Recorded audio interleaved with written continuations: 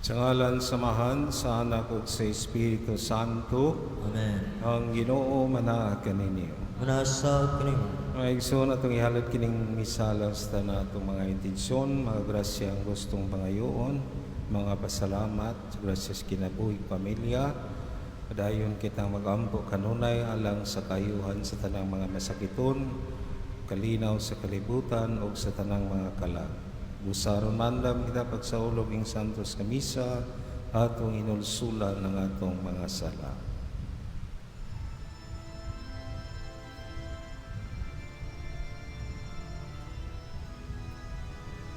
Kaloy kami, Ginoo, kay nakasala kami, kanimo ipakita ang imong kaloy, ug luwasan kami, Ginoo. Kristo kaloy kami, Kristo kaloy kami, ipakita ang imong kaloy, ug luwasan kami, Ginoo.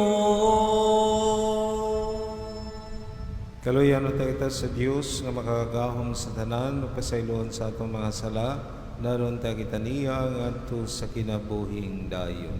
Amen. Magampo kita. Makagamok buhi nga Dios ang imong espiritu mao'y naghimo kanamo nga mga anak nga sa dakong pagsalig nagtawag kanimo nga amahan, dugangya ang imong espiritu sa gugma dinhi kanamo ug dada kami nga nasa langit ang gisaad nga kabilin kini among gipangayo pinaagi sa among Ginoong Kristo imong anak nga buhi ug hariban kanimo sa Espiritu Santo Dios hangtod sa kahangturan. Amen.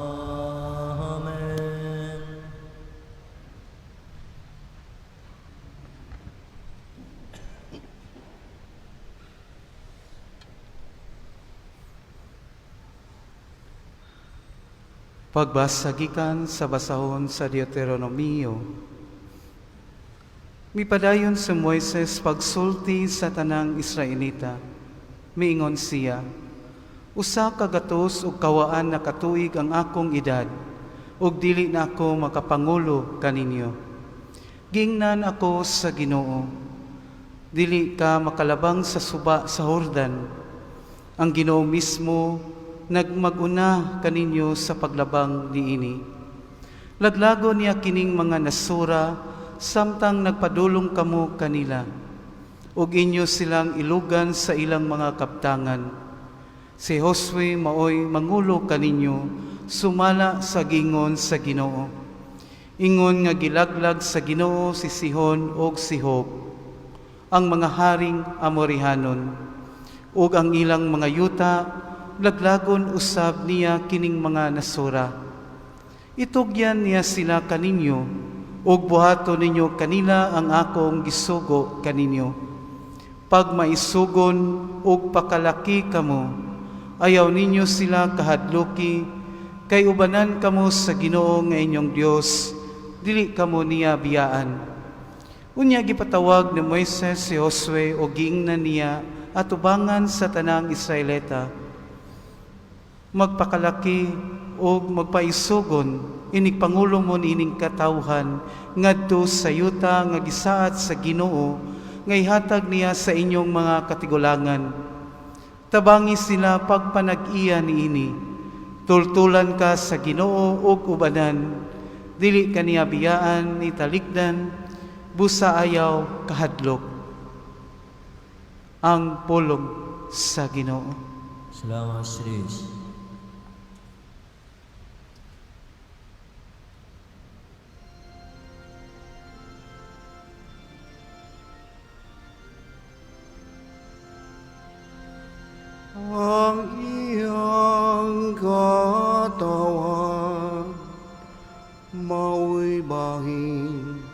sa Ginoo.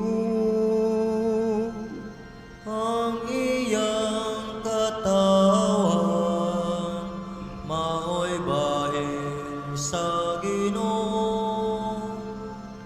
Kaya kung awitan ang kabantog sa Ginoo, isang yawang kadako sa atong Dios. Ang bato pagkawalay sayop sa iyang mga buhat, pagkamatarong sa tanan niyang mga dalan. Ang iyang katawan mao'y bahin sa Ginoo. Una-una pagbalik ang mga adlaw kanhi, palandong ang mga tuig sa katuigan. Pangutan-an ang imong mga amahan, og suginlan ikaw niya. Pangutan-an ang inyong katigulangan, ug tug-anan kamo nila. Ang iyang katawan mao'y bahin sa Ginoo. Dihang ang labing halangdon, mibahin sa kanasuran sa ilang mga kabilin. Sa iyang pagbahin-bahin sa mga musunod ni Adan, iyang gibutangan ang mga utlanan sa kanasuran. Sumala sa gidaghanon sa mga anak sa Diyos. Ang iyang katawan mao'y bahin sa Ginoo. Samtang ang kaugalingon bahin sa Ginoo mao si Jacob, ang iyang kabiling bahin mao si Israel. Ang Ginoo lamang mao ang ilang pangulo. Walay langyaw nga Dios uban kaniya.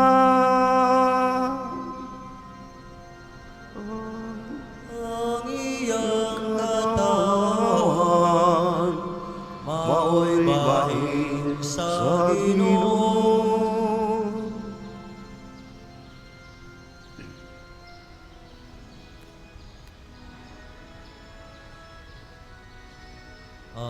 Alleluia, alleluia, wikain mo, poon nakikinig ako sa iyong mga salita. Alleluia, alleluia, alleluia. Ang Ginoo manaag kaninyo. Nasa kinim. Basa ikan Santos nga Ebanghelyo sumala ni Mateo. Himiyan ikaw, O Ginoo.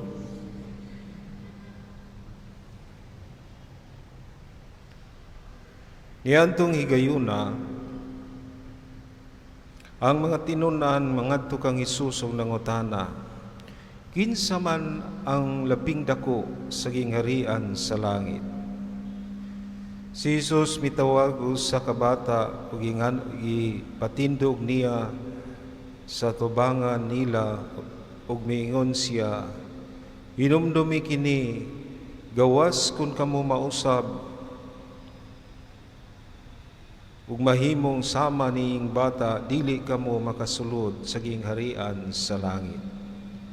Ang labing dako sa gingharian sa langit mao ang magpaubos sa iyang kaugalingon ug magpakasama niining bata ug ang makadawat ug usa ka bata o magadawat sa usa ka bata nga sama niini sa akong ngalan magdawat kanako. Matngunin ninyo nga dili kamo magtamay bisan asa o bisan usa niining mga gagmayng bata, kay sultihan ko kamo ang ilang mga anghel atua kanunay sa tubangan sa akong amahan dito sa langit. Sa inyong hunahuna, unsa may buhaton sa sakatao kung kawad-an siya usa sa iyang usa kagatus ka karnero o usa sa iyang usa kagatus ka karnero, iyang biyaan ang kasiyaman ug siyam na nanibsib didto sa bungtod ug mulakaw siya aron pagpangita sa nawala. Sultihan ko kamo ngay ni kakaplag niya niini, mas malipay pa siya pag-ayo tungod niining karneruha kaysa kasiyaman ug siyam nga wala mawala. Sa mao nga pagkaagi ang inyong amahan nga atua sa langit, dili buot nga may mawala bisag usa niining mga gagmayng bata. Maigsuon ang ebanghelyo sa Ginoo. Daygan ikaw, Kristo.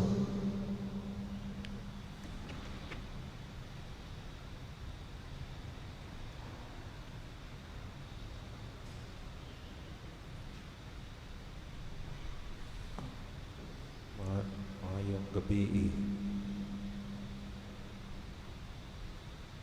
Ato mga pagbasa ron sa kamanindot nga pahinumdom.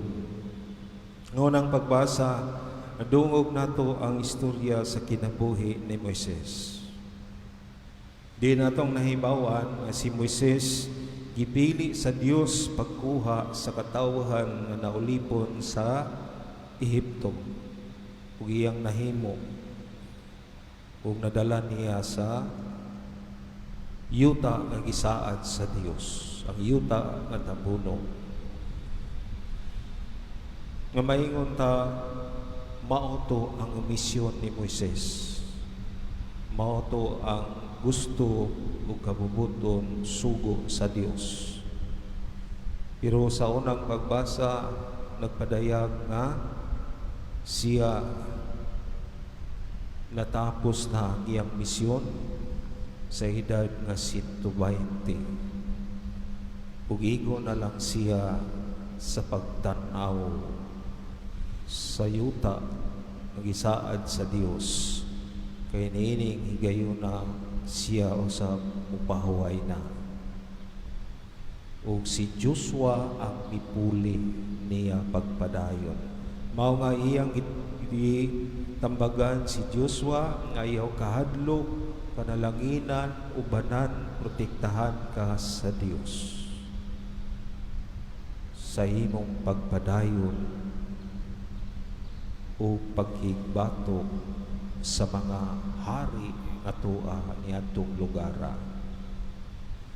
Nga nagpadayag sa matag usa pahinumdom nato nga sa atong kinabuhi moabot jud ang panahon nga kita mupahuway. Ilabi na kung ang atong misyon ning kalibutan mahuman sama ni Moises. Mao nga ang hagit nato numero 1 nga atong panikamutan matag adlaw nga mabuhat nato ang atong misyon. Ug makita nato ang atong misyon kada adlaw sama pananglit kung ikaw asawa, pagpakaasawa, buhata ang imong buluhaton diha sa pamilya, mausab ang bana, buhata ang imong misyon sa pamilya nga paghatag pagpanikamot unsay ilang gikinahanglan.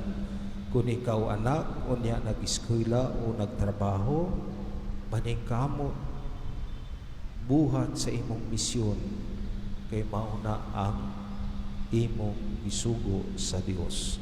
Kaya ang problema kung wala nato na mabuhat, mao nang dunay pagmahay. Ngayning biya nato naay pagbati nga motumaw ang kawili. Aron di ta mawili, maningkamo ta sa ato pagbuhat sa atong misyon. Sa dili pa ta ubiya o papahuway sa Ginoo. Ikaduha, si Moises mipahuway. Pero dito siya sa sabakan sa Dios, sa gingharian sa langit. Mao po ni ang atong tumong nga makapahuway unta ta kung makasuod na ta sa gingharian sa langit. Kay ang ato pong pagmahay nga sa atong panaw sigit ang nag-antos o naningkamot para mabuhi, pero ang sa katapusan di ta kasuod sa gingharian sa langit. Mao ni ang atong paningkamutan, misyon ug tumong nga kinahanglan nato pamalandungan, ampuan matag adlaw.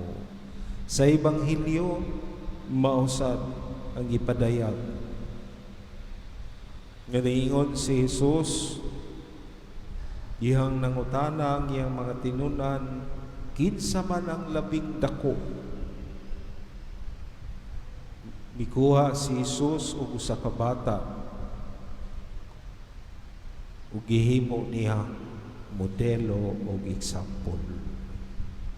Umingon si Jesus, dili mo makasuod sa gingharian sa langit kung dili mo mahisama niining bata.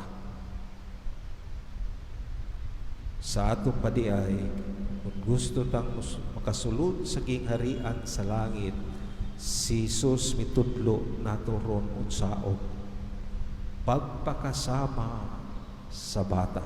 Ugun sa may naas bata, numero 1 o paubsanon, musunod unsay isugo sa iyang ginikanan, mutahon. Tingali karon, siguro yung mga bata nga dili na tungod kay wala sila matudlo pero kung imong tanawan ang bata, suguon nimo na, sunod na. Kaduha, ang naa sa bata, inosente. Para niya, walay problema. Unod sa ihatag niya, nawato. Wala siya pagbalibad. Ikatulo nga naa sa bata, daling mo pasahilo. Kung obserbahan mo ang bata na makig-away, inig kahumanana sa away, muhilak lang, dili na mudumot. Dili sama sa dagko. Kung mag-away, dili ka pagkamao, dili pa mo pasaylo, magpadayon pa ang pagdumot. Diin mapadayag o makita diha sa walay pagtinagdanay o walay pakialamay, walay hilabtanay, o pasabot nagbumulanay.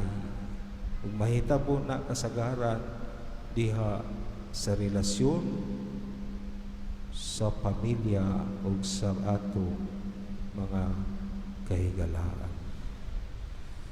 Pero naa pa yung ipahinumdum sa Dios nato nga dili lang kung gusto tang musulod sa langit pagpakasama sa bata, naa pa siya ipahinumdum nga dili ta magpatuyang og daog-daog sa bata. Kaya ang mga anghel nila tuasa at tubangan sa tiilan sa Dios kanunay naghampo. Ug kun mohangyo ning bata ug pakitabang dali ra kaayong luggon sa Ginoo. Kinsa pa may laing mga bata ang mga kabus, ubos, ang mga idaran nga dali la kaayong bugal-bugalan ug daog-daogon, dali ra taon sila nga maduot, mahikawan sa hustisya, madaog-daog. Mao po ni sila ang ipasabot sa Dios. Dili lang di ay gamay nga bata, apil po ni sila kay sila mo'y huyang, dili sama nato nga biskay ug kusgan. Maigsuon, naot pa kita magapamalandong o matuduan sa Ginoo diha sa atong mga pagbasa karon. Usbo nato, matag usa nato dunay misyon. May sama data ni Moises nga niningkamot pagtuman, nagmatinodanon, faithful, kung niabot ang panahon nga siya mo pahaway. Pero ni pahaway siya sa gingarian sa langit, o kung gusto tang mahalangit, gitudluan pagdiwa sa Ginoo unsaon pagpakasama sa usa ka bata.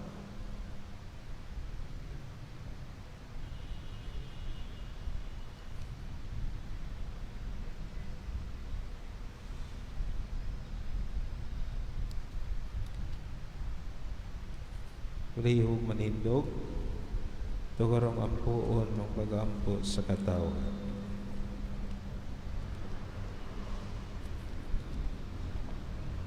Atong tubag,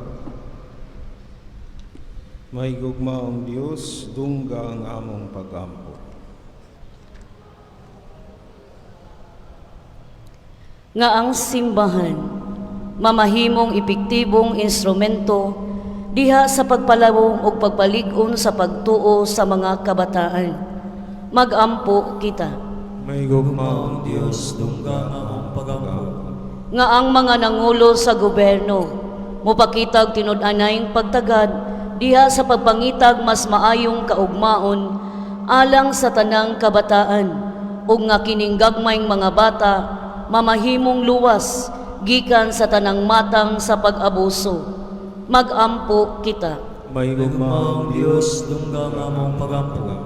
Nga ang mga ginikanan magmatuto sa ilang kabataan diha sa maayong mithi sa pagkinabuhi ug muhatag kanilag tukmang pag-umol ug pag-edukar. Mag-ampo kita. May Gugmaong Diyos, dungga nga among pagampo. Nga ang mga masakiton makabaton og samang bata nga pagsalig diha sa Dios ang amahan nga nag-atiman kanila. Mag-ampo kita. May Gugmaong Diyos, dungga nga among pagampo. Nga imo untang isipon nga takos ug mapuslanon alang kanamo, nga ang halangdong Teofilo kamumot, mabayaw na ngadto sa altar sa mga santos. Mag-ampo kita. May gugmaong Gugmaong Diyos, dungga nga among pagampo. Nga ang mga nangamatay madala balik ngadto sa balay sa langit nung amahan. Mag-ampo kita. May Gugmaong gugmaong Diyos, dungga nga among pagampo. Kailom sa totag sa tagsang singkasing tabangayon sa Ginoong grasya nga atong gikinahanglan. Amahan dungga ang among mga pag-ampo sa imong mga anak nga misalig kanimo, hatagi kami kinahiya nga samag bata kay ang imong gingarian ilaha ani atong gagmay mga bata kini among ipangayo pinaagi ni Kristo among Ginoo. Amen. Santos gid ikaw ginuan tuburan sa tanang kasantos ipadala ang espiritu ron pagsantos sing mga gasa aron mahimo kini alang kanamo nga lawas ug dugo ni Jesucristo among Ginoo. Sa pagbasakit sa iyang kaugalingon mikuha siya upan. Pasalamat kanimo ipikas sa mihatag niini ngadto sa iyang mga tinun-an ug miingon. Nawata kini ninyo nga tanan ug kana ay kini maong akong lawas nga itugyan alang kanini.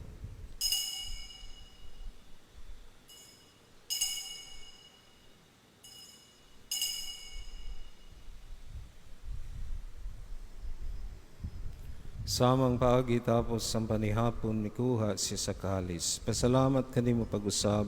Miyatag ni ining adto sa iyang mga tinun-an ug miingon. Dawata kini ug panginom kamo nga tanan gikan niini. Kay kini maong kalis sa akong dugo sa bagog tunhay nga kasabutan. Ang dugo nga iula lang kaninyo galang sa tanang mga tao. Aron ang mga sala mapasaylo. Buhata kini aron paghandom kanako.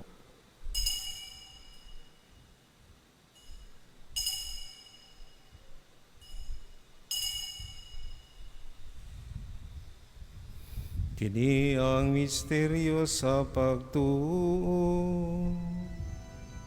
Si Kristo namatay, si Kristo nabanaw, si Kristo mubalikan. Aron paghandom sa kamatayon magabanhaw ni Kristo nagahalad kami kanimo amahan. Nining paan sa kinabuhi ug gali sa kaluwasan. Nagpasalamat kami kanimo tungod kay mo kaming giisip nga ngayan nga matubang mga lagad kanimo.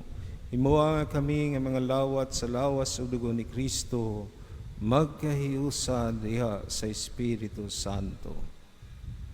Inomdumi Ginoo ang imong simbahan sa tibuok kalibutan. Himuha nga mahingpit kami diha sa gugma.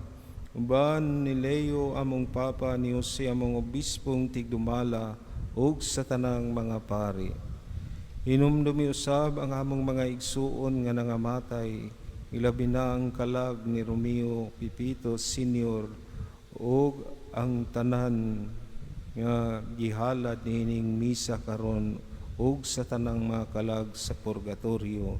Malaumon nga banhaw sila ug ang tanang nangamatay diha sa imong kaluoy. Dadaas silang tanan sa pagsudong sa kahayag sa imong naong. Kaluy kaming tanan. Mua kaming angayan nga makaambit sa kinabuhing tunhay. Uban ni Maria ang inahan nga ulay sa Dios, uban ni San Jose nga iyang bana. Uban sa mga apostoles ug sa tanang mga santos nga nagatuman sa imong kabubuton na taas sa katuigan. Uban kanila may ikaw nga daygon ug amo ikaw nga himayaon. Pinaagi ni Jesucristo imong anak. Pinaagi kaniya ban kaniya diha kaniya gihatag na kanimo makagahom nga amahan diha sa kayusa sa Espiritu Santo ang tanan dungog himaya hangtod sa kahangturan. Amen. Amen. Amen. Amen. Karon atong yusaon itong mga pagampo sa mga pulong itudlo kanato sa atong manunubos. Hamahan na mo nga naka sa mga langit, pagdaigo ng imong ngalan, muabot ka na mo ang imong gingharian, matuman ang imong pagbuot, dinis sa yuta maingon sa langit. Ang kalanuna mo sa matag adlaw, ihatag ka na mo karong adlaw, o pasayloa kami sa mong mga sala. Maingon nagabasaylo kami sa mga nakasala ka na mo, ug dili mo kami tugyan sa panulay, hinunualo sa kami sa dautan. Mangayo kami kanimo Ginoo nga imo kaming luwason sa tanang dautan, dagi kami sa kalinaw ni ining panahona, aron tinabangan sa imong kaluoy, mahalikay kami kanunay sa sala ug mahalayo sa tanang kasamok, samtang nagapaabot kami nga malaumon sa pagbalik ni Jesucristo among manunubos. Kay mo man ang gingarian, ang gahom mo gang himaya, hangto sa kahangturan. Ginoong Jesucristo, nagingon ka sa iyong mga apostoles, ang kalinaw ibilin ko kaninyo, ang kalinaw ihatag ko kaninyo. Ayaw tanawa ang among mga sala, kundili ang pagsalig sa imong simbahan, nagsibo sa imong kawabuton, tagi kami sa imong kalinaw, kayusa, kao nga buhi og hari, hangtod sa kahangturan, Amen. linaw sa Ginoo sa kanunay mana kaninyo. Manasab kanimo. Ito'y pakita ang atong panaginig sa unay.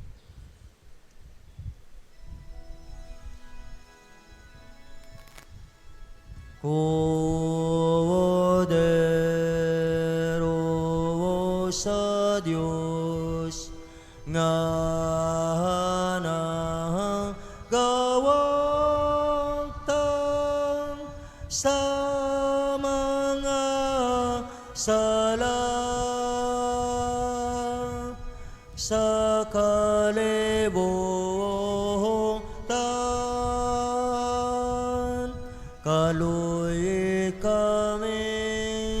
Kaluy kami, hatagi kami sa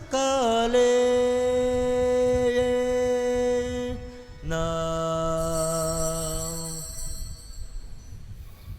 Kini si Jesus, ang kordero sa Dios nga nagawagtang sa mga sala sa kalibutan, bulahan ang gidapit alang sa panihapon sa Ginoo. Ginoo, dili ko angay makalawat kanimo, apan ipamulong lamang ug mamaya ko.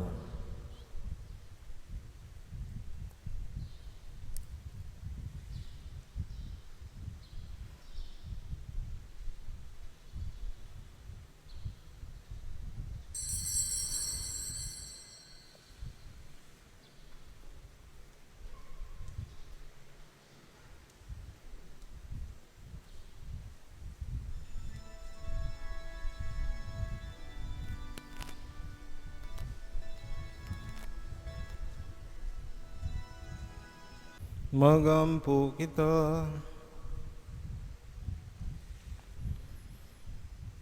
O Ginoo, ang pagkalawat nga imong gihatag kanamo, magluwas unta kanamo sa mga sala, ug magamping kanamo nga makanunayon diha sa kahayag sa imong kamatuoran. Kini among gipangayo pinagi ni Kristo ang Ginoo. Amen. Ang Ginoo mana kaninyo. Manasab kanimo. Manalangin kaninyo ang Dios nga makagahom sa tanan, ang Amahan, ang Anak ug ang Espiritu Santo. Amen. Nahalad na ang misa, dadang kalinaw, gugma ni Kristo. Salamat sa Diyos.